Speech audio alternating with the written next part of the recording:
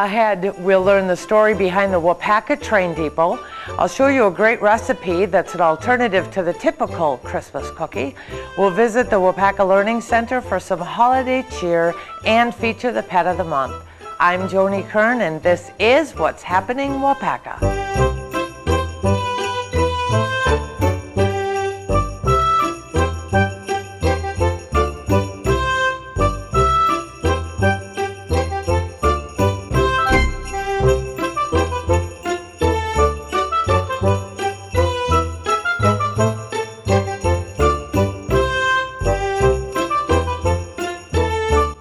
Thank you for joining us for our holiday episode of What's Happening Waupaca.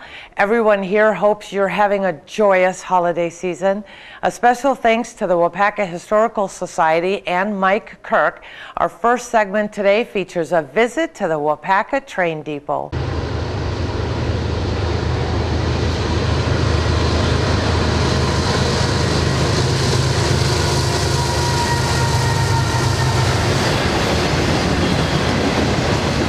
We're here at the train depot in Waupaca today, taking a look around, and we have Mike here who's going to tell us a little bit about it. Welcome, Mike.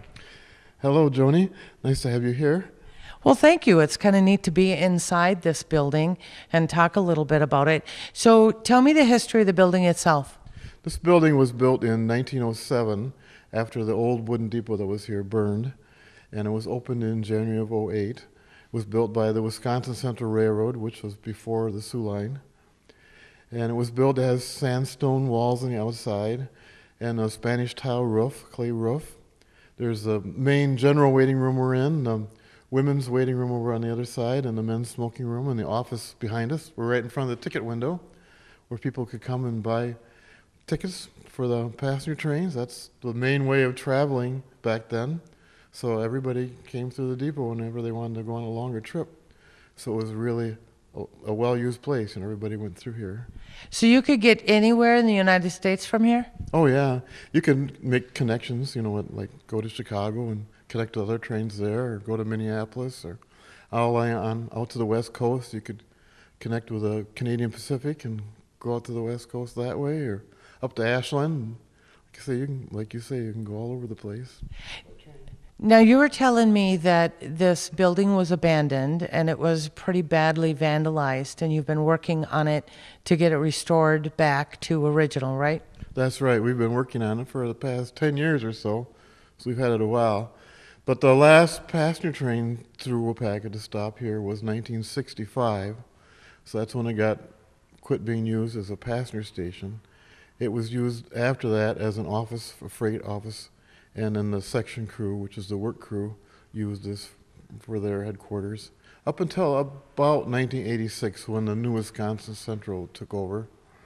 And then they basically abandoned the building. It was for sale, but it got heavily vandalized. The inside and outside was full of graffiti. The windows were all broken. Even the roof, they broke a lot of the tiles out of the roof, so it leaked really badly. And then some of the plaster was coming down. The floor was buckled. Somebody made a fire in the middle of the floor in this room, burned a big hole in it, and just everything. It was really in rough shape. But you've done a ton of work. The floor this is all original. Now you're saying that it's going to be refinished in the spring. It's original boards, but they've all been relayed. We took up the whole floor and relayed it all because it was all buckling from the water and then the rotted areas. What we did was when they were tearing down the armory, we got some of the flooring from there, the gym, and we were able to use that in the side waiting rooms and have enough of the original flooring to relay the main waiting room here. So this is all part of the original flooring. That's pretty exciting to hear. Now, if I want to come see and visit this place, you were telling me that you don't have regular hours. Right now, the Historical Society owns this building. And we have the Holly Center, the old library, and the Hutchinson House also. So our members are spread kind of thin to keep every place open. However, what we do here is I'm here working pretty frequently. So whenever you see my truck here or my bike or something, you can certainly stop in, which a lot of people do. Or you can call the Historical Society and make an appointment, or you can come to one of the events that are here. We always have an open house during Strawberry Fest. and other events go on.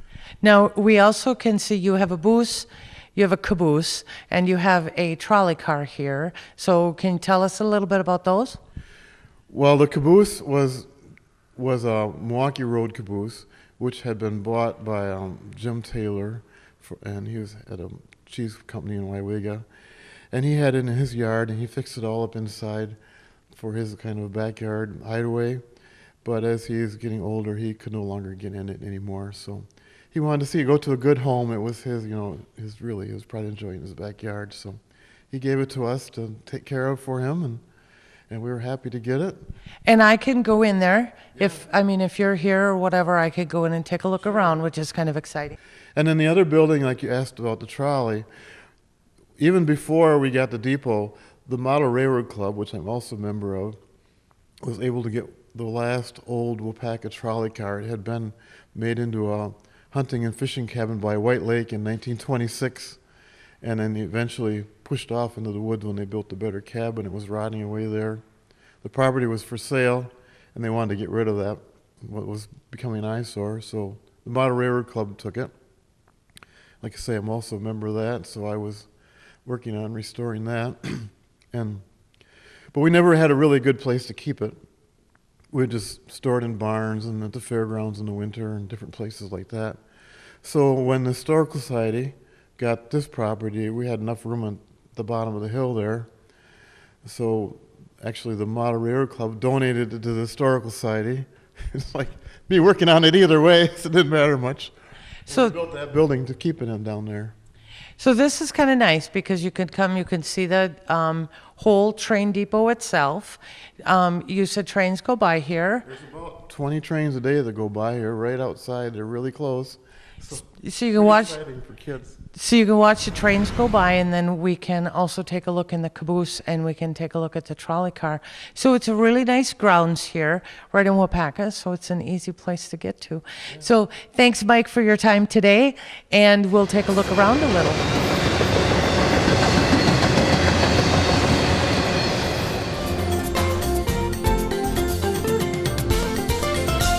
The Revival in downtown Waupaca prides themselves in providing above and beyond customer service. From small to tall, women of any age can consider the Revival your professional personal stylist, helping you find the right outfit for any occasion, weddings, senior pictures, or even a special night out. The Revival also specializes in home decor with a large selection and variety of items to choose from, including art from local Waupaca artists. The Revival, 111 West Fulton Street across from Farmer State Bank, downtown Waupaca. For more information, call 715-281-5100 or find them on Facebook. The Revival, home, art, and fashion. As all of you know that watch the show, I very rarely bake or cook, but when it comes to doing things for the Humane Society, I make what I call Joni's Famous Monster Cookies. So Josh, our producer, thought it would be a lot of fun to do a little segment on what I do. So we're going to make monster cookies today. So what you start with, and Josh is going to have the recipe online. Do keep in mind that I've changed the recipe a little bit, so you're going to have to adjust yours as you like it. But you start with, for a single batch, you start with 3 eggs. Crack them into the bowl.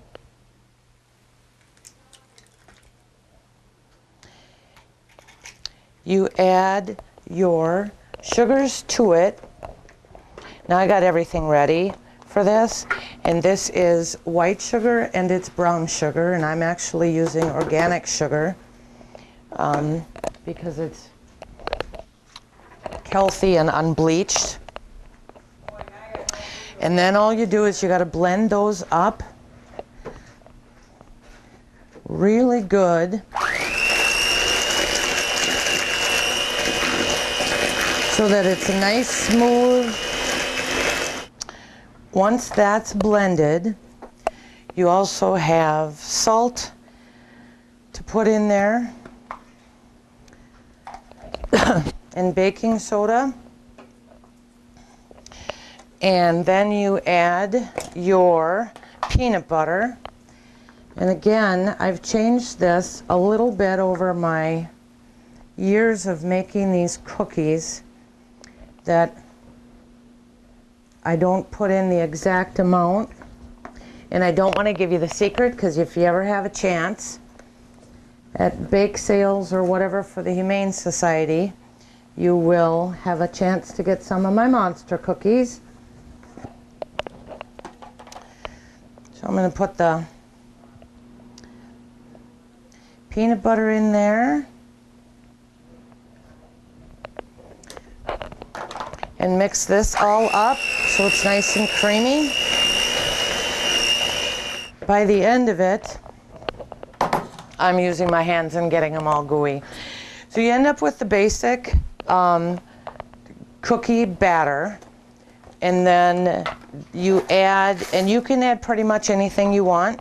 I add chocolate chips, peanuts, and M&Ms, and I get those all mixed in there.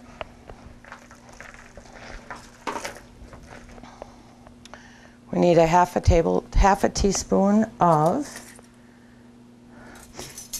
vanilla.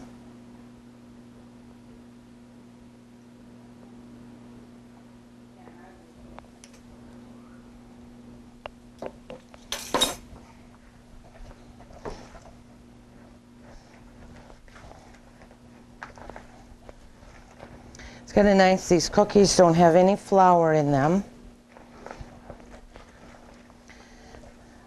They're not particularly healthy, they're really fattening, but they're super high in protein and fiber, so it's a great justification for eating cookies.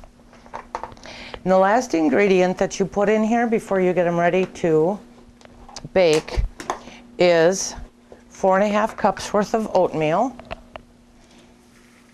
Just pour it in here. Here's where I get my fun started.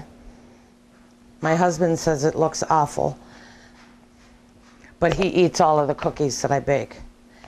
So, and then I just, for ease, really get my hands in here and I mix it up, just because a mixer doesn't do it very well.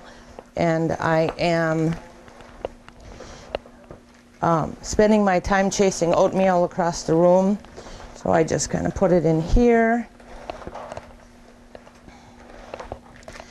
And I just kind of knead it together until it's all nice and mixed.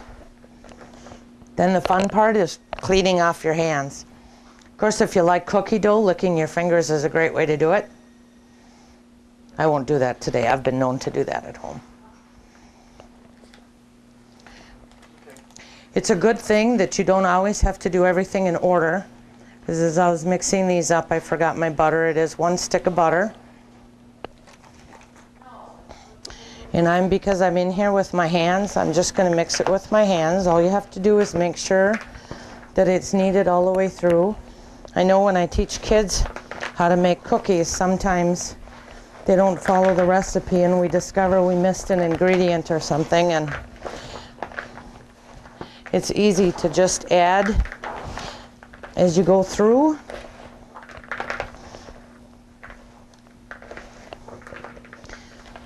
Things like the butter can go in afterwards. You just need to make sure that you knead it all the way through.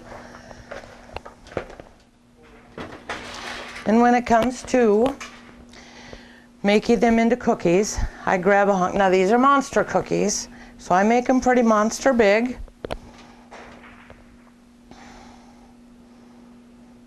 And you have to, as all of us that bake know, we have to adjust the timing according to our own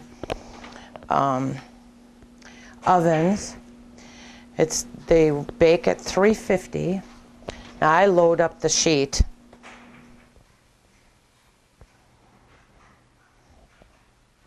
Okay, we've got them all rolled out. Cookie making is a messy hand kind of proposition, but these are going to be delicious, and we're doing it here at the Senior Center.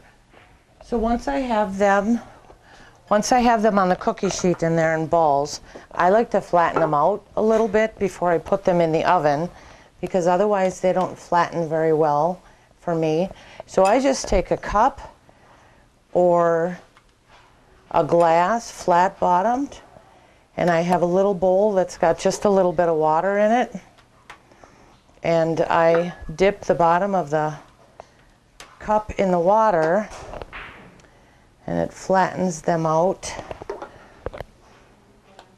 very nicely. These aren't a cookie that flatten very well when you bake them.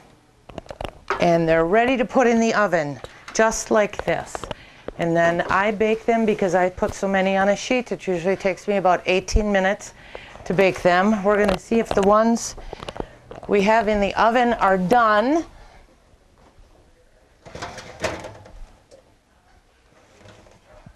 And I think they are. You won't see a whole lot of browning on them when they're done. You want them to be soft and not real crispy when you take them out. And there you have monster cookies. They look just like that. Give them a few minutes before you take them off the cookie sheet, because otherwise they're gonna fall apart on you.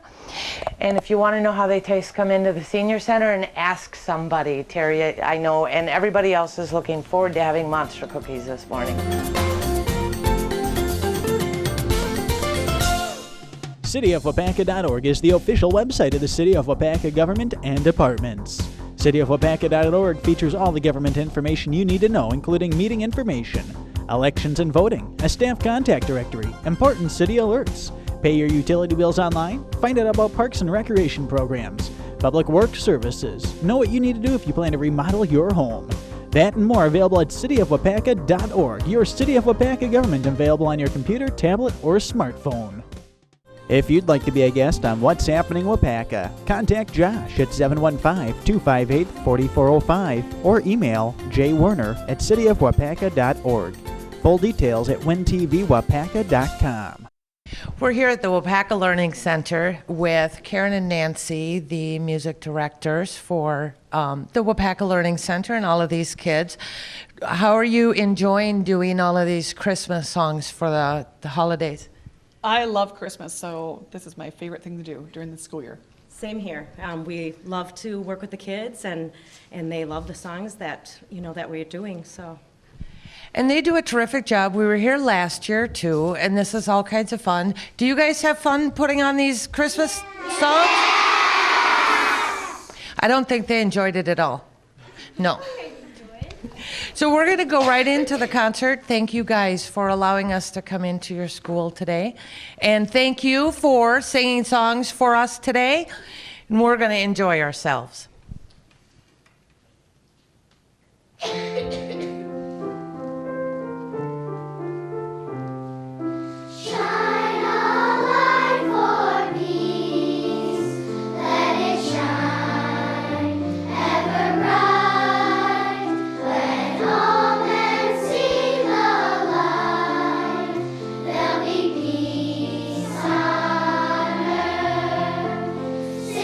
out.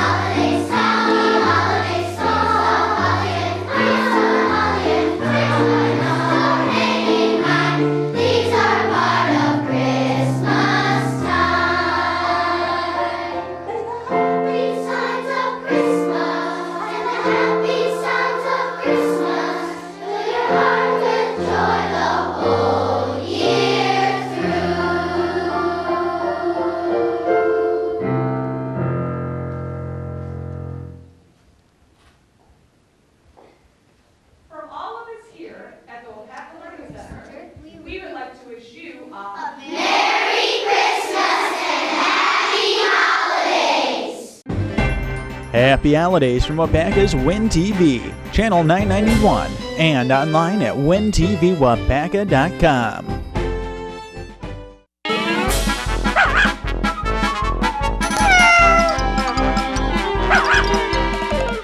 We've got Monica Gardner here with our pet of the month. This little guy's name is Kudos. Kudos. He is adorable. What is he? Chihuahua something.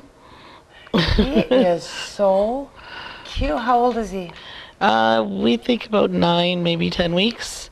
Wow. And he has a brother and 2 sisters back at the Humane Society. So for the people who want puppies, here you go, and he's always going to be small, right? Because he's part Chihuahua. He's going to be pretty small. We are getting them all spayed and neutered the first week in December, but we are accepting applications now. So you can get your application in, and as soon as they're fixed, they'll be ready to go home. He is very friendly. He doesn't look scared. He's just very friendly. Now, you were telling me about this new, because you're starting to rescue puppies from Texas. Well, hopefully we'll get our first ones this week.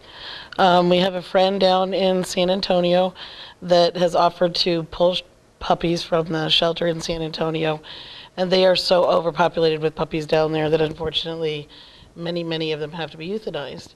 So we can help save some lives that way and get some puppies up here in Wisconsin where they are in high demand, and we don't have as many of them as we used to, which is a good thing. It means the spay-neuter message is getting out there. So now we can help out San Antonio with their spay-neuter issues. And the wonderful thing about this friend is that she is taking care of all of the transportation costs to fly them up here for you. Right, that's something that she's just doing out of the goodness of her heart to save some of the puppies from down there, and it makes it real easy for us once they get up here. All we have to do is finish with whatever veterinary needs they have and get them ready for adoption. So. And there's a huge demand up here for puppies. Well, there is. People are asking for them all the time, and we quite often don't have any puppies in the building. We just happen to have these 4 and another little puggle that was recently surrendered right now. But it had been months and months since we'd had any. So it'll be nice to have quote unquote regular supply of them. It's weird to think of it that way. I know, it sounds a little odd, but really. Yeah, but we can partner with them and save some lives and have some puppies up here for people to adopt, so they can choose to adopt instead of going to a pet store to buy a puppy.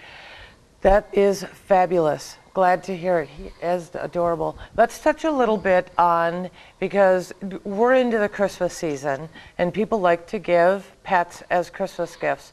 So I want you to touch a little bit on the good and bad of doing that. Okay.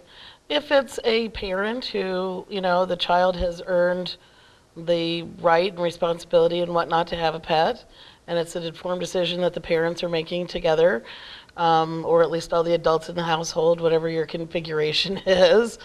Getting a pet for a child is not necessarily a bad thing, as long as you have reasonable expectation that that child may not be able to take care of everything as you expect them to. And in that case, you as the parent need to step up, teach them, make sure they do it, or whatever.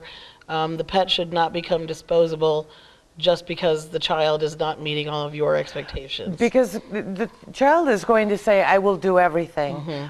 But the reality is that they are probably not going to. Right. They get busy with school and homework and friends and whatnot, and they may not always do everything they're supposed to. At that point, the parent needs to be the responsible party. And so you need to go into it knowing that. Buying a puppy for somebody and surprising them with it when they weren't even thinking about getting one, maybe, bad idea. People should get to pick their own pets. So if you want to get a pet for another adult, your mother, grandmother, whatever, by all means, go buy supplies for them. You can get them a gift certificate. We even do gift certificates at the Humane Society. Let them go pick out their own pet. Great. It's a very personal decision. Yeah, it is. And it takes meeting the pet that's going to work with your personality as well. Thanks, Monica, for the tips. Thanks, Kudos, for coming on the show. We'll see you again. We'll see you again next month. As we enter this holiday season, I think we get so wrapped up in what we need to do, the meals we need to plan, and the gifts we have to buy that we forget the reason for the season.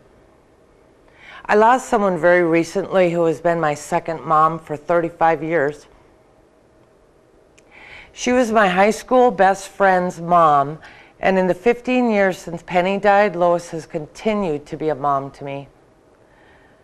I was always welcomed at her home. Family picnics were planned around my coming to town. Lois and Ralph, Penny's brother Vance, her children and her grandchildren have always been part of my family. She taught me how to enjoy asparagus right out of the garden and how to de-seed a watermelon.